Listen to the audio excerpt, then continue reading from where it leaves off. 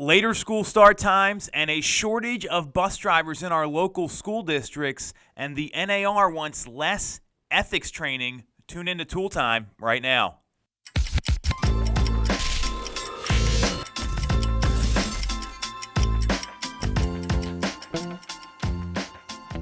I'm Tom Toole. She's Jess Lion. We are back on Toole Time, and we've got some very interesting local stuff happening here. Probably some more interesting real estate-related stuff that we've been talking about. So let's jump in. Let's get started. So the first story, or stories in this case, or topic really, is that later school start times are being implemented throughout the greater Philadelphia region. Right. And what's been happening is that there's been a lot of studies done, one by the Pennsylvania Joint State Government Commission, and there's been a lot of support in these studies from medical authorities that a later school start time, particularly for high school students, is going to help kids get more sleep. And we all know that more sleep is better for you. Yes. So yes. What do you think about all this, Jess? So obviously getting the right amount of sleep, sleeping too much is not too good, but getting the right amount of sleep, especially for kids in high school, it's super important. I don't know about pushing the time for school starting back an hour is really going to do that because there is just so many other factors. And I really think it's more of a time management issue than anything because these kids are going home with so much homework. I look at my sister, for example. She goes home. She's a senior in high school. Boatloads of homework that will take her 6 hours plus. And I really think that that's taking her all the way into the night, like 1 or 2 a.m. in the morning. They have to wake up at 6 or whatever. I really do think it's a time management, maybe a homework issue rather than, let's push the time back. And it's also going to affect, parent commute time. Like, not everybody takes the bus. Like, people have to be in work at 9 a.m. And if your kid's at school at 8:30, that can cause an issue there. So I don't really know if that's the solution. So, what they're talking about doing, it's not just later start times for high school, but it's also earlier start times for elementary school because right now I've got 2 kids in elementary school. They get picked up at 8:30 is when their bus shows up. So they're talking about actually flipping that in our school district where the high school kids go to school then, because my kids are up at like 6:30, 7 o'clock anyway, so right? Might as well be in school earlier. And getting them home earlier. So they're talking about flipping it, at least in some school districts. I know that Radnor has already implemented this, Radnor Township, and they're going to start to survey families, see what they thought. And they've gotten positive feedback from the students because you brought up a really great point about homework. And they're also like, my son's in first grade and doesn't have homework. Like they're talking about only giving them like 10 or 20 minutes of homework. And there's a lot of studies out there, and this comes from teachers in the district, that homework doesn't really, there's no correlation between a kid being successful or learning more and having a ton of homework. So there's a lot of. They're younger too. Well, I mean, look, you got a kid in first, second, third grade. Like, you're doing math problems and different things. When they assign all this homework, it's not helpful. I think what you're talking about is also critical because these kids have so much homework right now. And I remember when I was in high school and I went to Devon Prep, so a little bit of a different school. Same thing. I had like hours of homework. So and if you want to do activities after school, like you're in a sport or something else, then you get home, you're doing homework. I also had a part-time job. It was like, it's a lot to juggle. Time management. I had more to do then than I do now, and I have 3 kids and we're running a business. So the time management's definitely an issue, but also where's the line there? Because there's a lot of, you go back to simple physics problems, right? When you get to a certain point and you're working so much, the level of efficiency and learning drops off after you get past a certain number. So I'm in agreement with you. The homework might be the bigger issue. Right. And what I find a little bit of a challenge with here, and that'll bring us to the next topic under this larger topic, is that these schools all have a pretty good budget and they have a lot of money in play here. So why aren't they implementing these things sooner? Why is it taking so long to make these changes? Is it because that's how they've always done things, or maybe the teachers were a little bit too old school? I'm not really sure. That's a good point. And I mean, these studies can't have been. This isn't like some new aha moment in 2019. Right. So how did it even come up? And I do agree, flipping the times for the high school students versus like elementary school would make a lot of sense because, I mean, those kids are getting the kids home earlier from elementary school and sending them earlier. And then they have aftercare. They have these other things that are in play here. But it doesn't make a lot of sense to, that if teens need to sleep more, like that's probably more important. Like that's like a health thing. Yes. Right? Yes. But then again, it does, like we're saying, goes back to the kind of work they're doing at home. It's stressing them out. It's almost like an overload. I think flipping the time, having them go in later and like pushing back that time, they have work, they have extracurricular activities. So I think it's something that maybe a different issue need to be addressed. Oh, you want to talk about time management? Let's talk about what's happening with school buses right now, because there was another piece of news that came out that there are some kids getting home as late as 5 o'clock when they take the bus home from school. 5 o'clock, right? So school's usually out like 3. 2:33, yeah. Maybe 3:30 if, whatever it is. And 24% of school districts right now nationally are reporting desperate or severe driver shortages. In a survey done by the School Bus Fleet, that's an industry trade publication for the school bus industry, and 38% are reporting moderate shortages, and the median pay for a school bus driver in 2018 is $34,450. So when you talk about the budgets these schools have available, right. And I mean, there's places like Westchester, right? So Westchester has to hire substitute drivers, and a lot of times they don't know the route, and they're literally getting lost on the way home and not dropping the kids off one time. I would be a nervous wreck. Well, I mean, this is pretty crazy, where they do have a lot of like safety issues in place. Like the younger kids get like a bus buddy to make sure they get on and off the bus. And school drivers, bus drivers, that's a hard job. And you're looking. It is. And I mean, I've seen what these buses are like. Like it's bananas on these things, and it's a hard job. Why aren't they paying more? Yeah, they really should be paying. I mean, more. Give them like a 15% raise off the median.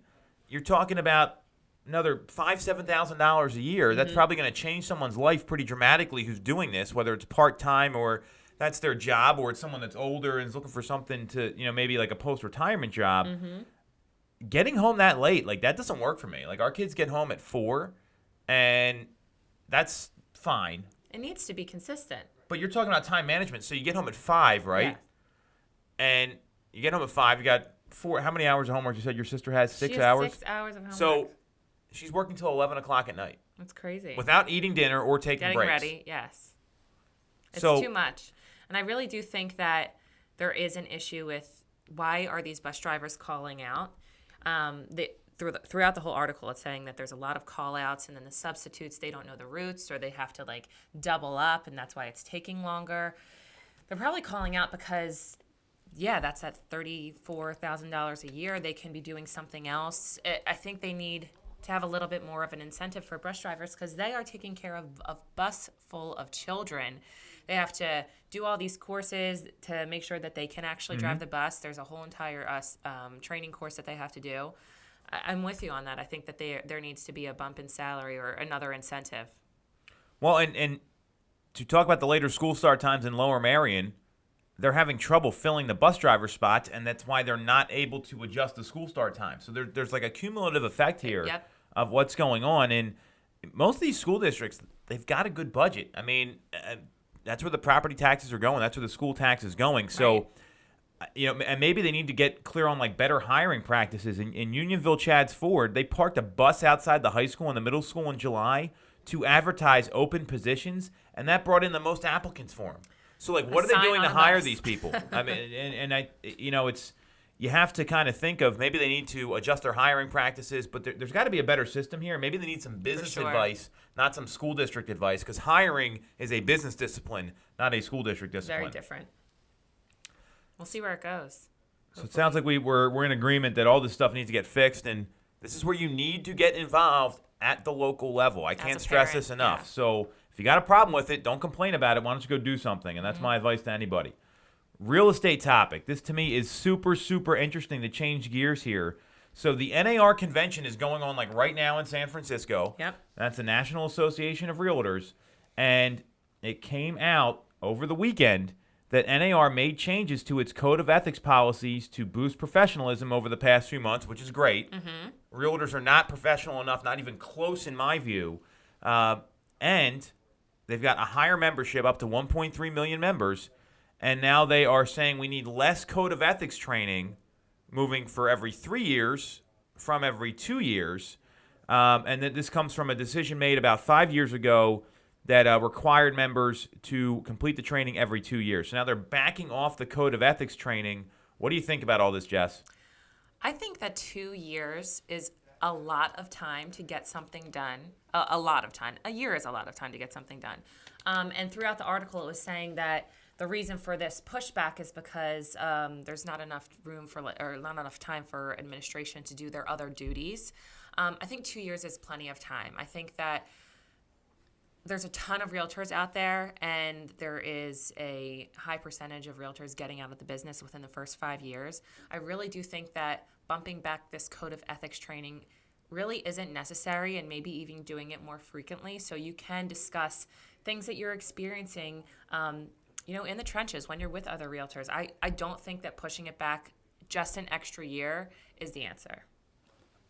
I find this decision very interesting in light of the off MLS policy that NAR is now endorsing that Right. Bright adopted a couple weeks ago, as we've been talking about on the show, because a component in that decision was we want this to be more ethical. We want people to cooperate more. So they have this policy they roll out that's about being ethical, and then they say, well, we don't need as much ethics training, rather than, and there's some question if the policy actually is in line with the code of ethics training, or the code of ethics in general, excuse me. So Right. I find this very interesting that you got one side saying this, and it doesn't really compute with the other side saying this. Like Right. they don't have the same end game in mind. So I find this very interesting from NAR. And when you look at them adopting this off MLS policy, one of the things they do allow for is office exclusive listings. So at our firm, Remax Main Line, we've got 70-some agents. We can market our listings to everyone in the firm, but we can't take it to other people without it being in the MLS. That, to me, promotes unethical or what's not best for the seller behavior. Absolutely. And that's really what this is all about, is what's best for the seller. And they're totally missing the coming soon marketing benefits sellers. And part of the code of ethics is your duties to the public. Absolutely. So when the listing hits the market, there's no photos and it's just sitting there versus someone that ramped it up properly. That doesn't seem like that really serves the public that well. No. So maybe NAR needs to do their own code of ethics training to figure out what the document says so they can get clear on everything here, because this is not congruent with what they're saying with the off MLS policy. So I find this all very interesting. Shut it down. And That's good. well, but when you look at it here, it just doesn't. It's not compatible. Doesn't match up. Yeah, it doesn't match up. I think the policy needs to. They need to listen to what they're saying on both sides, because it definitely doesn't make sense. And I think the policy, the pocket listing policy, I think they need to iron a few things out and get a little bit more clear. And part of the reason behind this decision is that they had the PAG, which is the PAG is a committee that is part of NAR, and what the chairman said, Michael Labout, I hope I'm pronouncing his name right, that they surveyed local associations, and after the change to the 2-year requirement, 71% were spending more staff time on implementation. Right. 56% were seeing increased resistance from members, and 29% reported an increased financial burden.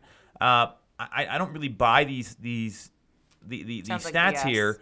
Well, an increased financial burden. Maybe you need to work on your business and sell more houses. These classes are like $70. Yeah. I mean, what are we talking about here? 56% increased resistance. Well, yeah, most agents don't want to do anything. And if they're That's giving you why resistance, they're leaving maybe the they need to industry. work on their business more and get clear on it. And 71% said that they had more staff time was spent on implementation. Well, that needs to be a very simple thing, and they already do this. If you don't complete the training, your electronic lockbox keypad gets turned off and you can't get into houses. So people will do a lot more to avoid pain than they will to avoid pleasure, or gain pleasure, excuse me. So I just don't see the NAR being united on this, where they're saying we need more ethics here, less ethics there. You don't get to pick and choose. Get it That's not together. how it works. Right? We'll follow So- up on this one continuously. Raises the question, what is NAR doing in the first place? Yeah. I mean, so I think that'll be something we That keep was a good talking one. about here. That's juicy. So what do we got on motivation this week, Jess? I know you came up with something. So actually, Val, our marketing director, she hit me with some inspiration from Bernard Kelvin Clive. He's an author, public speaker, coach. He's really into personal branding. He says, your mind can either be your prison or your palace. What you make of it is yours to decide. So this guy's from Ghana, which is Yeah. pretty interesting. Pretty cool. And so when you look at the quote here, so obviously this is about your view of things. And to me, this is all about how are you looking at opportunities? Are you seeing, like, we've talked about threats, right? Mm-hmm. People look at threats to an industry. If you take real estate, we've talked about Zillow and iBuyers and all this stuff. I see opportunity. I see, okay, how can we take advantage of this? How can we leverage this? Mm-hmm. And to me, that's a great example of what he's talking about here, where it's about your point of view and coming from a place where, am I going to look at this and just not do anything with it and be freaked out about it? Or am I going to see the opportunities in place? And then you can take it one step further when you talk about some of the like virtues that people have or some of their characteristics where they can look at things really negatively and always think it's going to be a problem, or they can say, okay, what's the opportunity within this sort of situation or this particular shortcoming that I had?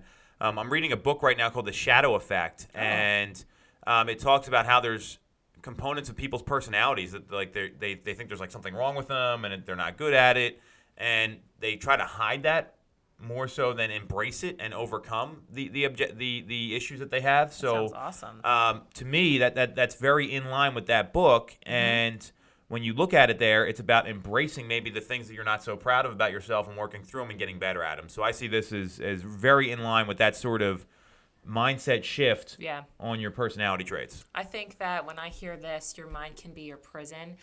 If even in a relationship, say like someone breaks up with you and you don't get your reason why, and you're just stuck in this mindset of having unanswered questions, and maybe there was something wrong with you, you can really get caught up in that, and it can almost it could really put you in a situation where you feel like you're frozen and there is no growth. Or it could be your palace, and you could have a very open mind and an open concept to what you're thinking in terms of, hey, this didn't work out for me, but I've learned this from this relationship, and maybe I can move forward another way. Maybe I learned that I am good at feeling this way towards a person, or maybe I learned that I like this when someone, does that for me, or how they treat me. So I feel like it's definitely a place you need to get out of your mind and really put yourself in a position where you can grow and learn, like you're saying, from every experience, and not hide from those negative things, and put yourself in new situations. Catch you guys next week. We'll leave you on that wise note there from Bernard, Kelvin, Clive. Cool. Take care.